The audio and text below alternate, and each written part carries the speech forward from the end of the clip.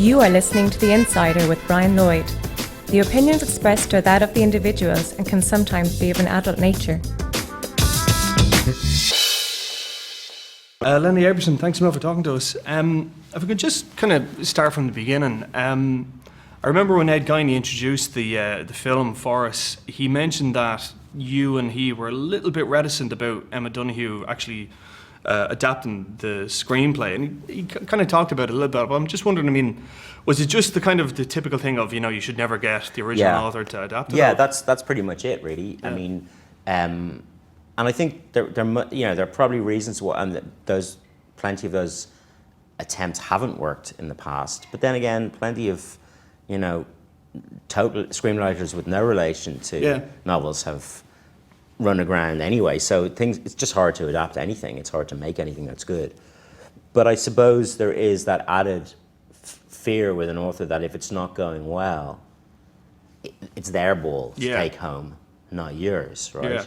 So it all really hinged on how myself and Emma would get on when we met, because I'd written her this letter, she responded to that. It took a while for us to have a meeting because she was appointing somebody to sell the rights in the States, and she's very careful and correctly so she was very methodical in how she went about it. But eventually we met, and actually at that moment I sort of lost any anxiety because we got on extremely well. I just trusted her. I mean, and ultimately all those relationships become about, all those collaborations become about the quality of the relationship. You can have whatever contractual stuff there, but it's the trust, and it's never going to, if you ever have to go back to that contractual stuff, you just probably lost anyway. So so we just got on really well, and we started talking about it, and I totally got from her that she would be open to real collaboration, and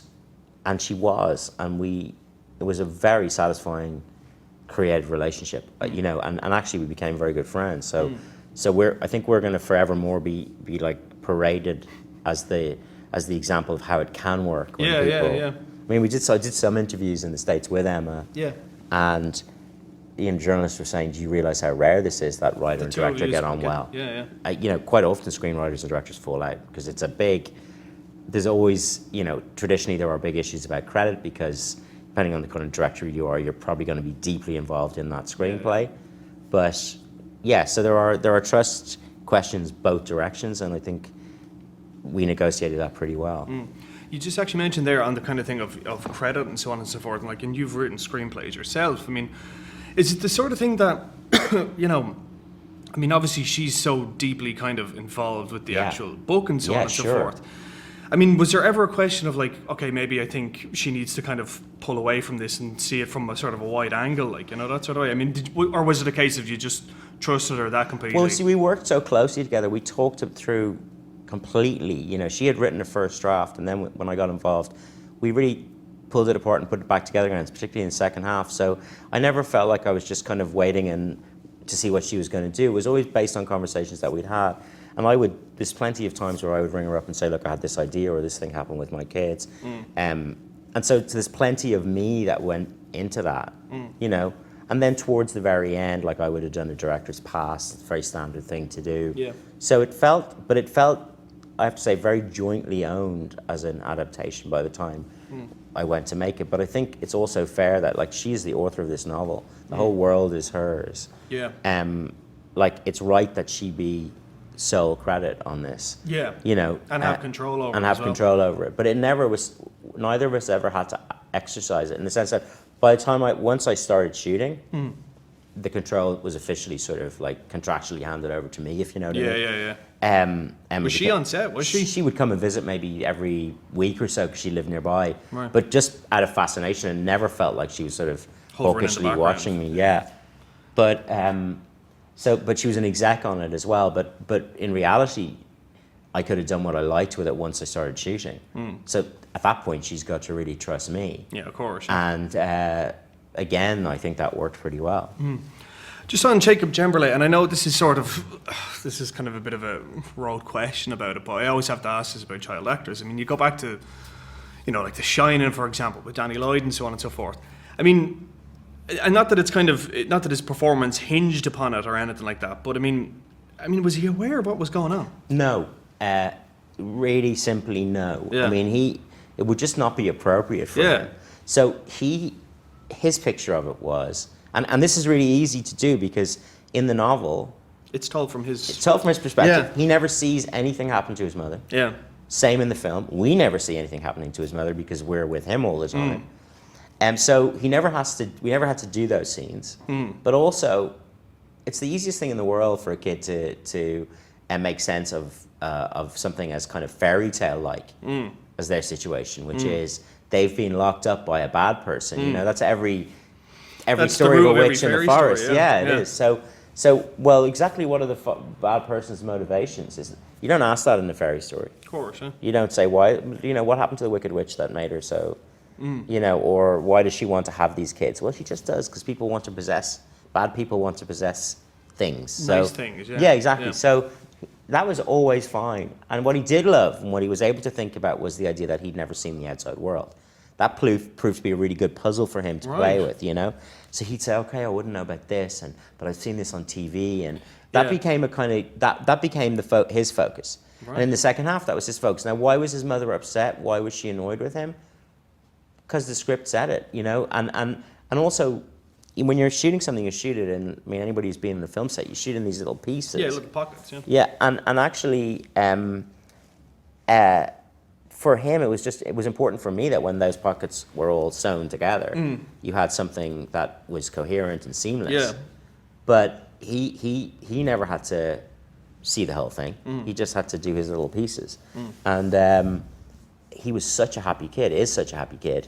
And actually was really great because it mirrors really sort of what happens in the film. Of course, I mean, you know, he keeps her floating. Yeah. And actually he kept everybody floating because he just like bop in, totally delighted with himself, just having the best fun in the world, doing what he loves, which is acting, and hanging out with nice people. So yeah, I can say hand on heart that his shadow never passed across that kid in the making of the film. That's good. And just on Brie Larson, because I mean, you know, Jesus, like she's really put through the ringer in this, like, you know, that sort of way. I mean, oh yeah. I mean, was there much convincing in trying to get her to sign on, or was it a case of she read it and she was like, I love this, I think she read it and felt she loved it. And once we met, we got on, you know, so well. We had such a great conversation. We were supposed to meet for half an hour. We were together for about 4 hours that first time. And that just continued. So, no, it was like, it's such a great challenge for an actor like her. I think it was much tougher than she thought it was going to be. Yeah. Because she had to sort of get inside this woman's head and what the woman's been through. I mean, we don't see the dark phase, really, because it's normalized by the time we go in. In fact, she's habituated to it. And it's a normal life, albeit like, you know, That's fucked crazy. up. Yeah, it's completely crazy. Yeah. But it's sort of like 7 years in, so it's a daily routine. So, but she had to get to that point. She herself had to sort of live through those years and really think about what it would do to her. And she took that so seriously. She spent months and months preparing it, and I would go over and sit with her and talk, and I could see her progressing. And it definitely weighed on her because, like any really good actor, they internalize it. Otherwise, they couldn't do it. And but so part of what my job was really sort of to be there for her, to support her, to make her feel safe, to help her out of those moments. You know, when she'd gone down into that sort of dark place, she could. But she's very, very good. She talks about how she used to practice driving her car around. You know, she'd go in and out of Joy's head, and just practice coming back. Yeah, which is not an issue Jake ever had because he was just like, you know, he would just stop and he wanted to get on with the whatever his video game was of the day, you know. And wonder why you know. Why is everyone so sad? Yeah, why are you still crying to Brie? Lenny called cut, like, what's the problem? You know, let's hang out. Yeah. But Brie, she's not a method actor, so she would, you know, she'd pop back to herself. Yeah. But it was still, it was emotionally intense, really intense.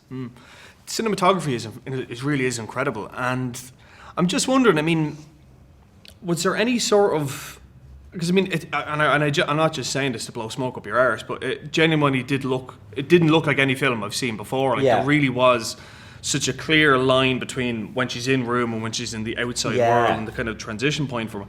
I'm just wondering. I mean, was there any kind of films or any kind of I don't know, anything that kind of watched films that I watched to just to kind of give you a flavour. Yeah? Well, like at the extreme end of a sort of point of view style would be something like The Diving Bell and the Butterfly. Yeah. But like there's 2% of that in our film. Yeah. But it was a really useful reference because I thought he did such an amazing job in using those techniques without turning it into a technique film. Yeah. I watched The Ice Storm because I find it's just a beautiful film about and you just those domestic scenes, the ordinary tension of an ordinary family. I found that really useful. But there's nothing like the inside of Room. I mean, it's such a specific environment, and we didn't want to make it feel small. We wanted it to make it feel sometimes small. You know, particularly when we're kind of thinking we're more in her head. Yeah. But then I wanted to make it feel like the world, which is what it is for him. He says late in the film, you know, his grandmother asked him, wasn't it really small? And he says, oh no, it went all the way to the wall. Went all the way to the very end in every direction. It never stopped. Yeah. It's a universe. And so sometimes I wanted to do that, again, without being tricksy. So we had to, myself and Danny Cohen, who's a brilliant DP, had to think so hard about what we were doing, but at the same time try and make it feel organic, so that you're not like using forced perspective. Yeah, here's the new technique. technique. You just you always want it to feel, I think, like you're following the action, and so you're sneaking in all the techniques. And you know what? It may be, to go back to an early question, like somebody asked me about, I don't know, were you talking about like the nominations and the... No, I haven't got to, but we'll get to that, like, though. Somebody said, well, how do you not get like a best director if it gets a best film nomination? Well, there's all sorts of reasons for that, like politically and just how it works, and there are more best film nominations than best directors. Of course, yeah. But it's also probably maybe to do with the fact that I really, really work to disappear. Like, I like to have my hands all over everything, but I just don't like that to be apparent. I don't, Why is that? Because I think it's more powerful. I think it's more powerful when people feel that they are discovering it rather than having it told to them. So all the techniques that we're using in Room and all the ways in which we're trying to bring you into his head and into hers, and it's so much better if you don't think anybody's doing that to you, but you're just tuning in. It's there. It's in the scene. So that's the way I tend to work generally. Okay, really fun question. One thing I've noticed about all your films is that, you know, well, not all your films, but I mean your films of late, like you look at Frank, and that kind of had a little bit of kernel of truth, and What Richard Did had certain links to the Annabelle case, and this as well, of course, with Fritzl. I mean, I don't want to be kind of black and white about it. Are you doing that on purpose? No. Frank, what appealed to me about Frank was just how far it went away from the source. Frank Sidebottom. Yeah. It was the made up stuff that went. What Richard did, that was we fictionalized it more than Kevin's book. But the fact that those events had happened meant that we were really examining a thing, a sort of phenomenon. Not that particular event that everybody referred to, but a whole number of them. On this one, I think this is total fiction, because the Fritzl case was the trigger for Emmer to think about cases like these. Yeah. But there's nothing of the Fritzl case in this. So in the same way that people make movies about crime, use crimes as a pretext to tell various types of stories, these are rarer than other crimes, but this is an entirely fictional one. So I suppose, you know, in the same way that, like, I don't know, if somebody uses, it's maybe not that great an example, but if somebody watches an earthquake happening on television and then decides to make a film about an earthquake, it doesn't make it a true story. Of course, yeah. So I think this one really is a total fiction. I mean, your next film, obviously we're not planning that far ahead, but I mean, do you see yourself kind of always taking a story with a little kernel, or do you want to make something completely... Well, for example, there's this boxing story, which is a real person. Emil Griffith is the guy's name. That's right, yeah. But there's a British project which is a ghost story, Freudian ghost story, no bearing on any events at all. So that's a bit of a jump, though, to go from drama to. I'm assuming it's a horror type of thing. It's a horror, but actually it's really about people. So it's a way of using genre to talk about other things. I think I'm interested in challenges, technical challenges, artistic challenges, and I'm developing something with Mark O'Halloran again, which would be a film about a big Irish family set in the 1980s. Again, totally fictional. So I think there's always got to be a grain of truth, but that can come in all sorts of ways. There's an American Civil War story, which is inspired by the cases of women who disguise themselves as men to fight. That has that as well. Film is very parasitic medium. I mean, it feeds off journalism, novels, podcasts now. Somebody might make a film of this. I would not pay to see it. But. Well, you could do like a best of enemies thing. Have you seen that, by the way? Oh no, I haven't. It's brilliant. Is it brilliant? It's so fucking good. It's I'd amazing. love to see that. It's really good. It's on Netflix. Oh, is it? Okay. Yeah, it's brilliant. Let's go watch that over Christmas. Definitely. Okay, we have to leave it there. Lenny Thanks so Abrahamson. much. Thanks, Mil. Pleasure.